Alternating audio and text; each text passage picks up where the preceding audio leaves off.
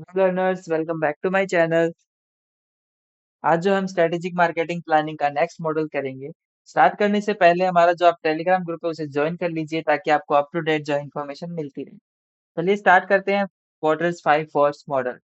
ये जो मॉडल है वो दिया था माइकल ई पॉटर ने। इसे याद रखिएगा।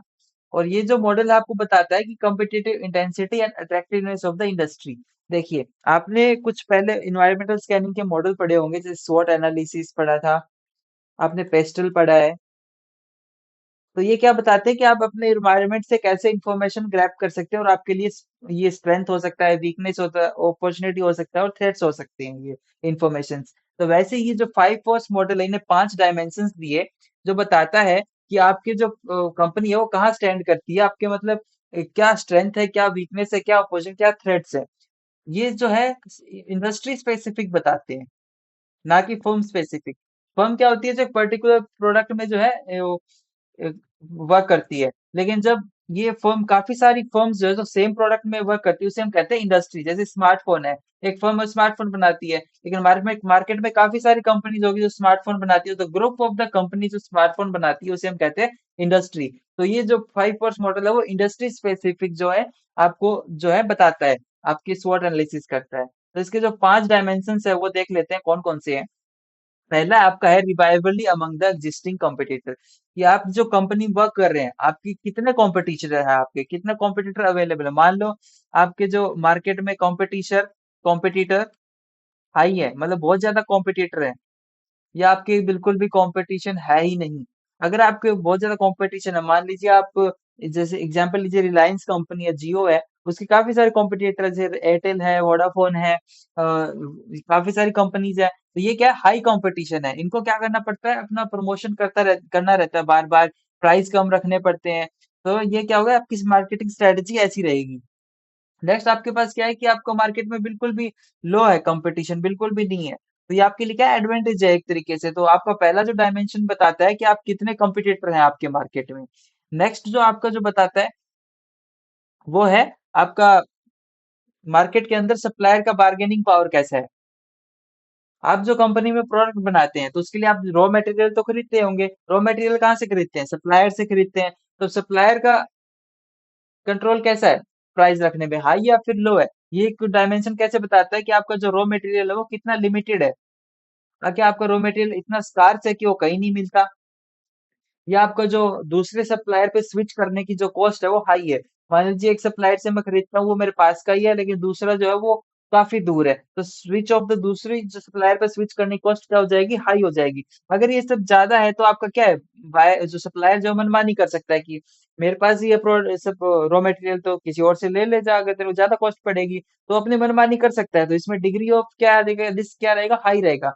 वही अगर आपका ऐसा प्रोडक्ट है जिसका जो मार्केट में जो रिसोर्सेज है, रॉ मटेरियल है, वो इजीली मिल जाते हैं, और जो आपका जो रॉ मटेरियल है वो स्कार्स नहीं है, मतलब कि इजीली प्रोडक्ट मिल जाता है, और दूसरे जो सप्लायर भी अवेलेबल है मार्केट के अंदर, तो आपका क्या रहेगा, बार्गेनिंग पावर सप्लायर लो रहेगा। तो ये बेसिकली जो डायमेंशन है वो बताता है कि आपकी बार्गेनिंग पावर कैसी है, सप्लायर की हाई है या फिर लो है। नेक्स्ट जो आपका जो इसके अंदर आता है वो है bargaining power of the buyer, कि आपका जो प्रोडक्ट जो खरीदने वाले हैं, बायर है, उसकी क्या बार्गेनिंग पावर है, हाई है या फिर लो है। मान लीजिए आपका जो प्रोडक्ट है वो बिल्कुल अनडिफरेंशिएटेड है, बिल्कुल भी यूनिक नहीं है, इजीली मार्केट में अवेलेबल, और कुछ आपके काफी सारे सेम प्रोडक्ट भी अवेलेबल हैं। और मान लो आपके लार्ज नंबर ऑफ बायर है,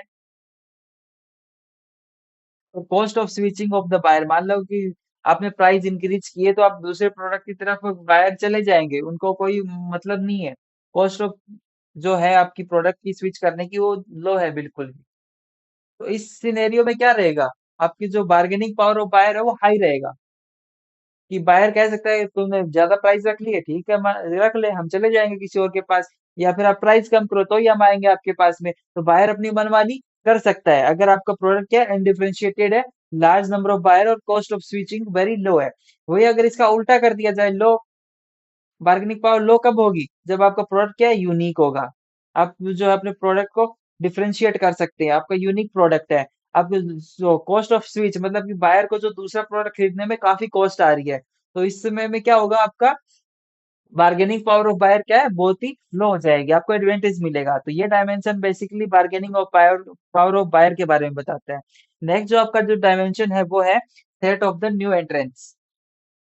आप जिस कंपनी जिस प्रोडक्ट में वर्क कर रहे हैं और उसमें नए कंपनीज आने का कितना खतरा है। मान लीजिए कि बैरियर्स बैरियर्स क्या है, बहुत ही कम है।